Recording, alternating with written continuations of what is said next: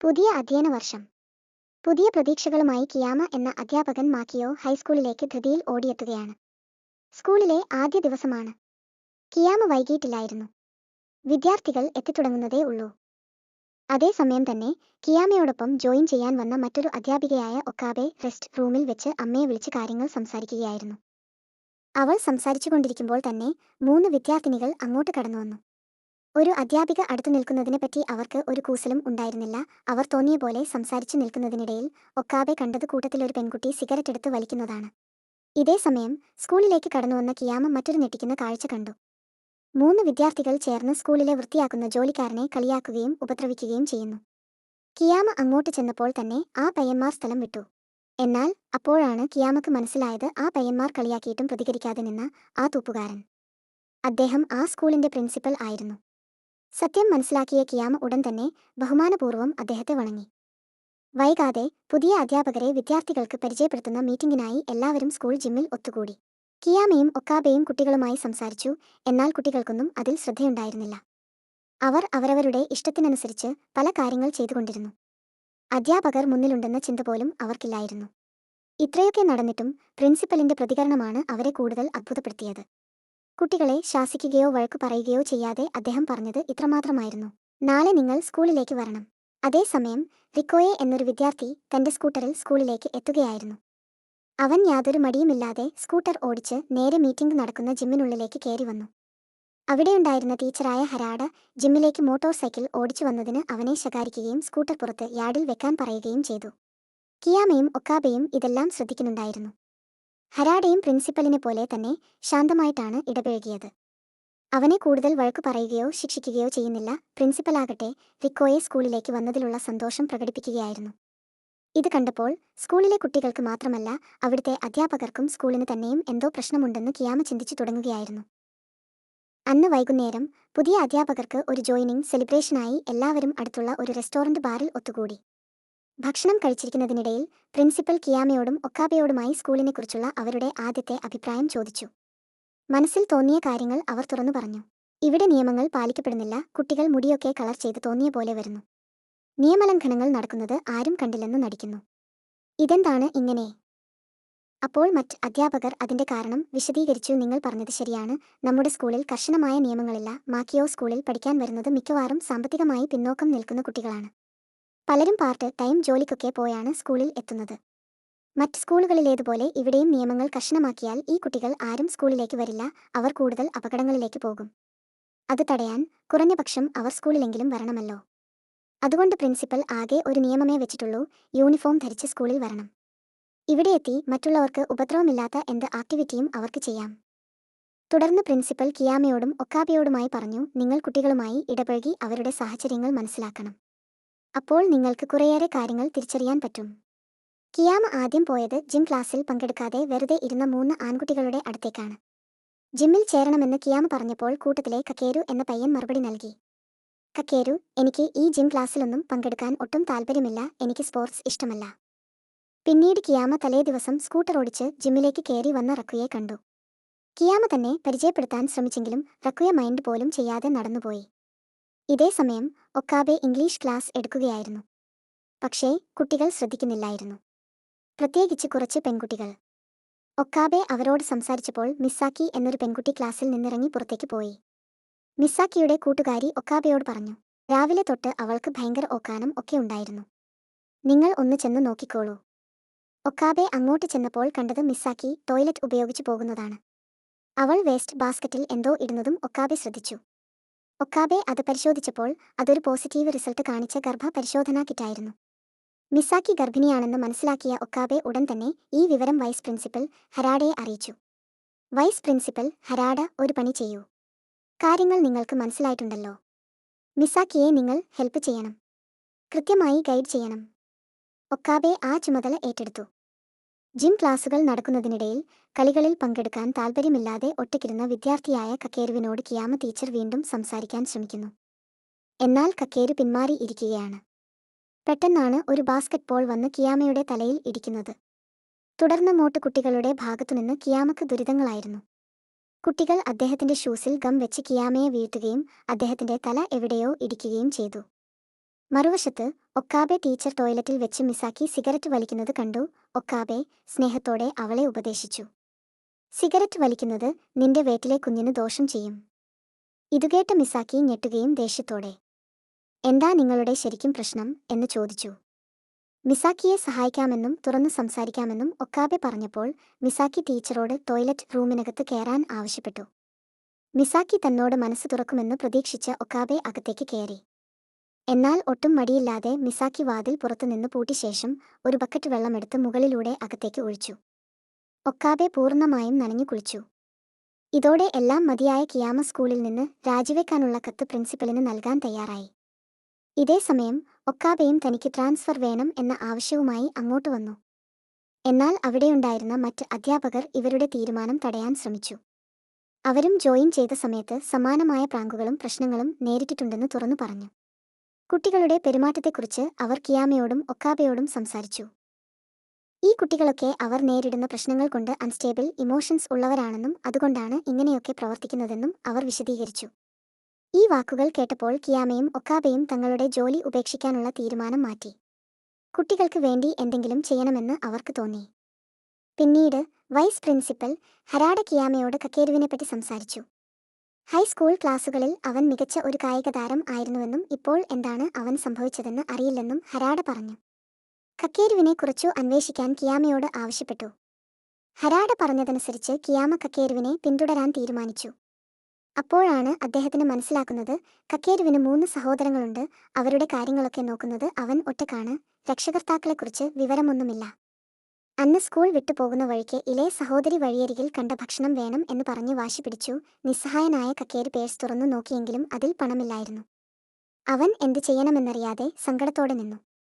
എന്ത് ചെയ്യണമെന്നറിയാതെ പകച്ചു നിന്ന അവൻ ഒടുവിൽ അന്ന് പ്രിൻസിപ്പളിന്റെ കയ്യിൽ നിന്ന് കിട്ടിയ ഒരു പാക്കറ്റ് സ്നാക്ക് പൊട്ടിച്ച് സഹോദരങ്ങൾക്ക് വീതിച്ചു നൽകി. ഒരുവിധം അവരെ സമാധാനിപ്പിച്ച് വീട്ടിലേക്ക് കൂട്ടിക്കൊണ്ടുപോയ കക്കേരു സഹോദരങ്ങൾക്ക് ഭക്ഷണം പാകം ചെയ്തു കൊടുത്തു കഴിഞ്ഞപ്പോൾ തനിക്ക് കഴിക്കാൻ തീരെ തുച്ഛമായതേ ഉണ്ടായിരുന്നുള്ളൂ. കിയാമയ്ക്ക് മനസ്സിലായി വിശപ്പാണ് ആ കുട്ടിയുടെ യഥാർത്ഥ പ്രശ്നം.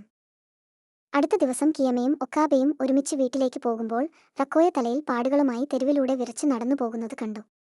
അവർ അവനടുത്തെത്തി കാര്യങ്ങൾ തിരക്കി. ഞാനൊന്ന് വീണതാ, വല്ലാത്തൊരു ചിരിയോടെ പറഞ്ഞ് അവൻ ധൃതിയിൽ മുമ്പോട്ട് പോയി. റക്കോയ എന്തോ ഒളിക്കുന്നുണ്ടെന്ന് മനസ്സിലാക്കിയ കിയാമ അടുത്ത ദിവസം മറ്റ് അധ്യാപകരോട് ഈ വിഷയം അവതരിപ്പിച്ചു. അതോടെ ടീച്ചർമാർ എല്ലാവരും അവനോട് കൂടുതൽ സഹാനുഭൂതിയോടെ പെരുമാറാൻ തുടങ്ങി. മറുവശത്ത് ഒക്കാബെ ടീച്ചർ വീണ്ടും ഗർഭിണിയായ മിസാക്കിയുടെ അടുത്തെത്തി സംസാരിച്ചു. പഠനം ഉപേക്ഷിക്കരുതെന്നും ഡോക്ടറെ കാണിക്കണമെന്നും ആവശ്യപ്പെട്ടു. ഞാൻ നെറ്റിലൊക്കെ നോക്കിയിരുന്നു. നിന്നെ സഹായിക്കാൻ വേണ്ട കാര്യങ്ങളൊക്കെ ഞാൻ മനസ്സിലാക്കുന്നുണ്ട്. ഇനി നിനക്ക് ഡോക്ടറുടെ അടുത്ത് പോകാൻ കൂടെ ഒരാൾ വേണമെങ്കിൽ അതിനു വരാനും ഞാൻ തയ്യാറാണ്. ഈ വാത്സല്യം നിറഞ്ഞ വാക്കുകൾ കേട്ടതും നടന്നുപോവുകയായിരുന്ന മിസാക്കി ഒന്നു നിന്നു. തിരിഞ്ഞു നിന്ന് അവൾ പറഞ്ഞു, തനിക്കെന്തായാലും കുട്ടിക്ക് ജന്മം കൊടുക്കണം. അതിനിടയിൽ കിയാമ വീണ്ടും കക്കേരുവിന്റെ അടുത്തെത്തി ജിം അറ്റൻഡ് ചെയ്യാൻ പറഞ്ഞെങ്കിലും വേറിന് സുഖമില്ലെന്ന് പറഞ്ഞ് അവൻ ഒഴിഞ്ഞു മാറി. അവന്റെ വിശപ്പ് മനസ്സിലാക്കിയ കിയാമ പോകുമ്പോൾ അവനൊരു ബ്രെഡ് കൊടുത്തു. വിശപ്പ് മറച്ചുവെച്ച കക്കേരു ആ ബ്രെഡ് തട്ടിത്തെറിപ്പിച്ചു. കിയാമ ദേഷ്യപ്പെടാതെ താഴെ വീണ ബ്രെഡ് പാക്കറ്റോടെ എടുത്ത് അവൻ നേരെ നീട്ടി. ഭക്ഷണം തട്ടിത്തെറിപ്പിക്കരുത് എന്ന് പറഞ്ഞു. ആ തവണ അവൻ അത് സ്വീകരിച്ചു. വൈകാതെ ഒരു ടീച്ചർ ഓടിവന്ന് സ്റ്റാഫ് റൂമിലായിരുന്ന കിയാമയോട് ക്ലാസ്സിലെ ബ്ലാക്ക് ബോർഡിൽ എഴുതിയിരിക്കുന്നത് കാണിച്ചു. വിശക്കുന്ന എല്ലാവർക്കും കീമ ബ്രെഡ് തരും എന്നായിരുന്നു അത്. അതോടെ ക്ലാസ്സിലെ കുട്ടികളെല്ലാം കിയാമയുടെ അടുത്തെത്തി വിശക്കുന്നുവെന്നും ബ്രെഡ് വേണമെന്നും പറഞ്ഞ് ആവശ്യപ്പെടാൻ തുടങ്ങി. കിയാമ ഒടുവിൽ അവിടെ നിന്ന് ഇറങ്ങി ഓടേണ്ടി വന്നു. അന്ന് വൈകുന്നേരം റിക്കിയ വീണ്ടും കിയാമയെ കണ്ടുമുട്ടി. ദേഷ്യത്തോടെ അവനടുത്ത് വന്ന് പറഞ്ഞു, നിങ്ങൾ ഒരു ഹിപ്പോക്രൈറ്റ് ആണ്. മറ്റുള്ളവരുടെ മേൽ സിമ്പതി കാണിക്കാൻ ഇഷ്ടപ്പെടുന്ന വ്യക്തി. നിങ്ങൾ മാത്രമല്ല, എല്ലാവരും അങ്ങനെയാണ്. എല്ലാവർക്കും സിമ്പതിയേ ഉള്ളൂ. അതും പറഞ്ഞ് അവൻ നടന്നു പോവുകയായിരുന്നു. അതും പറഞ്ഞ് അവൻ മുന്നോട്ട് നടന്നു. റിക്കുയെ നേരെ വീട്ടിലേക്കാണ് പോയത്.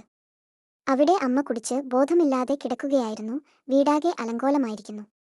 അമ്മയെ തടയാൻ റിക്കുയെ ശ്രമിച്ചെങ്കിലും അമ്മ അവനെ ഉപദ്രവിക്കുകയും വീട്ടിൽ നിന്ന് ഇറക്കിവിടുകയും ചെയ്തു. നിസ്സഹായനായ റിക്കുയ അന്ന് രാത്രി പുറത്തുപോയി ഒരു പാർക്ക് ബെഞ്ചിലായിരുന്നു കിടന്നത്. അടുത്ത ദിവസം റിക്കുയ സ്കൂളിൽ വന്നിട്ടില്ലെന്ന് മാത്രമല്ല, അവനെ ഫോൺ വിളിച്ചിട്ടും കിട്ടുന്നുമില്ലായിരുന്നു. ഇതിനിടെ സ്കൂളിലേക്ക് ഒരു ഫോൺ കോൾ വന്നു.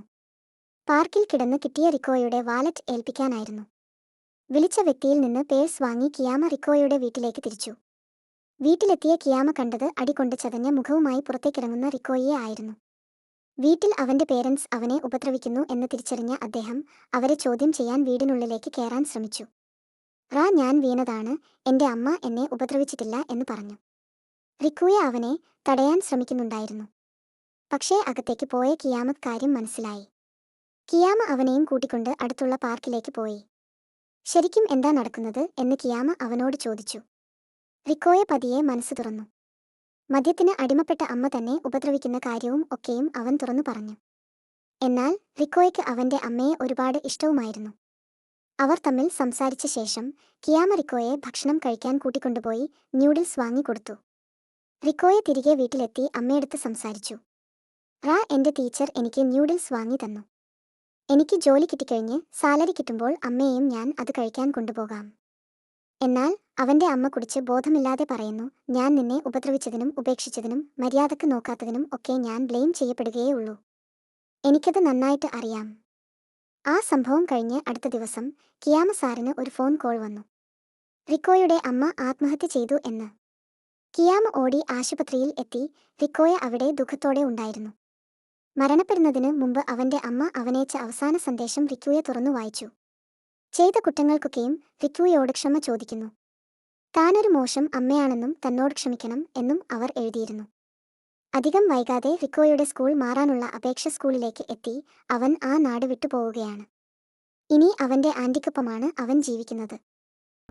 ആന്റിക്ക് ഒപ്പം പോകുന്നതിന് മുൻപ് കിയാമ റിക്കോയോട് സോറി ചോദിച്ചു. നിനക്ക് ആവശ്യമുള്ള സമയം എനിക്ക് നിന്നെ സഹായിക്കാൻ പറ്റിയില്ല എന്ന് പറഞ്ഞു. കുഴപ്പമൊന്നുമില്ല, എന്നെക്കാൾ നിങ്ങളെ ആവശ്യമുള്ള കൺസിഡറേഷനും കെയറിങ്ങും ആവശ്യമുള്ള നിരവധി കുട്ടികൾ നമ്മുടെ സ്കൂളിൽ ഉണ്ട്. പലർക്കും സഹായം ആവശ്യമുണ്ട്, നിങ്ങൾ അതിൽ കൂടുതൽ ശ്രദ്ധ പുലർത്തണം എന്നായിരുന്നു റിക്കോയുടെ മറുപടി. റിക്കോയുടെ വാക്കുകൾ കിയാമയെ കൂടുതൽ പ്രചോദിപ്പിച്ചു. അധികം വൈകാതെ താച്ചിബാന എന്ന പുതിയ ലൈബ്രറിയൻ സ്കൂളിൽ എത്തി. കുട്ടികളെ ആകർഷിക്കാൻ അവർ ലൈബ്രറിയിൽ മാറ്റങ്ങൾ വരുത്തി. ഡൊണേഷനും സ്പോൺസർഷിപ്പും വഴി ലഭിച്ച പണം ഉപയോഗിച്ച് കുട്ടികൾക്ക് ഭക്ഷണവും മറ്റും ഒരുക്കി. പുതിയ സെമസ്റ്റർ ആരംഭിക്കുകയും കിയാമ കക്കേരുവിന്റെ ക്ലാസ് ടീച്ചറാവുകയും ചെയ്തു. വിദ്യാർത്ഥികളുടെ ഭാവി ലക്ഷ്യങ്ങൾ അറിയാൻ അദ്ദേഹം ഒരു കരിയർ പ്ലാനിംഗ് പേപ്പർ നൽകി. മിക്ക കുട്ടികളും നിസ്സംഗതയോടെ മറുപടി എഴുതിയപ്പോൾ കിയാമ വൈസ് പ്രിൻസിപ്പൽ ഹരാഡയോട് സംസാരിച്ചു. ഇവിടെ പഠിക്കാൻ വരുന്ന കുട്ടികളിൽ ഭൂരിഭാഗവും എന്തെങ്കിലും പാർട്ട് ടൈം ജോലിയും ഒക്കെ കഴിഞ്ഞു വരുന്നവരാണ്. വീട്ടിലെ ബാധ്യതയും ഭാരവും ഉണ്ട്. അവർക്ക് അവരുടെ സ്വപ്നജോലിയെപ്പറ്റി ചിന്തിക്കാൻ പോലുമുള്ള സമയമില്ല എന്ന് ഹരാഡ പറഞ്ഞു. കിയാമ കുട്ടികൾക്കായി ഒരു കരിയർ കൺസൾട്ടേഷൻ അറേഞ്ച് ചെയ്തു. ആദ്യം വന്നത് കക്കേരു ആയിരുന്നു. കക്കേരു ഇപ്പോൾ പാർട്ട് ടൈം ജോലിക്ക് പോകുന്നുണ്ട്. ഗ്രാജുവേഷൻ കഴിഞ്ഞാൽ മറ്റൊരു ജോലി കൂടി കണ്ടെത്തണം. ഫാമിലിയെ സപ്പോർട്ട് ചെയ്യണം. എനിക്ക് കുക്കിംഗ് അറിയാം, അതുകൊണ്ട് അത് വെച്ച് എന്തെങ്കിലും ജോലിയിൽ ഞാൻ കയറി പറ്റും. ഇപ്പോൾ തന്നെ പാർട്ട് ടൈം ഡിഷ് വാഷർ ആയി ഞാൻ ജോലി നോക്കുന്നുണ്ട്. കക്കേരുവിന്റെ മറുപടി കേട്ട കിയാമ അവന് ചില നിർദ്ദേശങ്ങൾ നൽകി. അങ്ങനെയാണെങ്കിൽ നിനക്കൊരു ഷെഫ് ആവാൻ ശ്രമിച്ചുകൂടെ? നീ ഡിഷ് വാഷർ ആയി ജോലി ചെയ്യുന്നിടത്ത് നിനക്ക് ഷെഫ് ആവാം, ഇല്ലെങ്കിൽ സ്വന്തമായ ഒരു റെസ്റ്റോറന്റ് തന്നെ തുടങ്ങാം. ഈ നിർദ്ദേശം കക്കേരുവിന് പ്രോത്സാഹനമായി. വന്ന ലുലുവിന് വക്കീൽ ഓഫീസിലും ഹിമേക്കിക്ക് ഡേ കെയർ ടീച്ചറാകാനും ആഗ്രഹമുണ്ടായിരുന്നു. പക്ഷേ അതിന് ആവശ്യമായ പരിശീലനത്തിന് പണമില്ലാത്തതായിരുന്നു അവരുടെയെല്ലാം പ്രധാന പ്രശ്നം. കുട്ടിക്ക് ജന്മം നൽകിയ മിസാക്കി പഠനം ഉപേക്ഷിക്കാൻ തീരുമാനിച്ചു. ഒക്കാബെ ടീച്ചർ പിന്തിരിപ്പിക്കാൻ ശ്രമിച്ചെങ്കിലും മിസാക്കിയുടെ മറുപടി ഇങ്ങനെയായിരുന്നു, ആ സ്കൂളിന് ബാഡ് റെപ്യൂട്ടേഷൻ ആണ് ഉള്ളത്. അവിടെ നിന്ന് പഠിച്ചു പുറത്തിറങ്ങുന്നതും ഇല്ലാത്തതും ഒക്കെ ഒരുപോലെ തന്നെയാണ്. ഇതിനിടെ ഹിമേക്കിക്ക് ഇന്റേൺഷിപ്പ് കിട്ടിയെങ്കിലും രാത്രി ജോലി ചെയ്ത് അവശയായ അവൾ പകൽ ഇന്റേൺഷിപ്പ് സ്ഥലത്ത് ഉറങ്ങിപ്പോയതിനെ തുടർന്ന് അത് ക്യാൻസൽ ചെയ്യപ്പെട്ടു. കുട്ടികൾക്ക് പണം ലഭിക്കുന്ന ഇന്റേൺഷിപ്പുകളാണ് ആവശ്യമെന്ന് കിയാമയ്ക്ക് മനസ്സിലായി. പിന്നീട് ഒരു എഡ്യൂക്കേഷണൽ സെമിനാറിൽ പങ്കെടുത്ത കിയാമ മറ്റു ബിസിനസ്സുകാരുടെയും സ്കൂളുകളുടെയും മുന്നിൽ മക്കീനോ ഹൈസ്കൂളിലെ വിദ്യാർത്ഥികളുടെ ദുരവസ്ഥ അവതരിപ്പിച്ചു. അവരുടെ ഗ്രേഡുകളും പലപ്പോഴും പിന്നോട്ടു പോകുന്നത് അതുകൊണ്ടാണ്. അവർക്ക് ആഗ്രഹിക്കുന്ന ജോലിയിൽ എത്തപ്പെടണമെങ്കിൽ പോലും ഇന്റേൺഷിപ്പ് കിട്ടണം. പക്ഷേ അൺപെയ്ഡ് ഇന്റേൺഷിപ്പുകളിൽ അവർക്ക് പെർഫോം ചെയ്യാൻ സാധിക്കില്ല. ആ കുട്ടികളുടെ ഭാവി അങ്ങനെ ഇല്ലാതാക്കപ്പെടുകയാണ്. അവർക്കും ഈ സമൂഹത്തിൽ ഉത്തരവാദിത്വം ഉള്ളവരായി വളർന്നു വരേണ്ടവരാണ്. അതിനുവേണ്ട സൗകര്യങ്ങൾ ചെയ്തു കൊടുക്കേണ്ടത് നമ്മൾ തന്നെയാണ്. കിയാമയുടെ വാക്കുകൾ സെമിനാറിൽ വലിയ സ്വാധീനം ചെലുത്തി.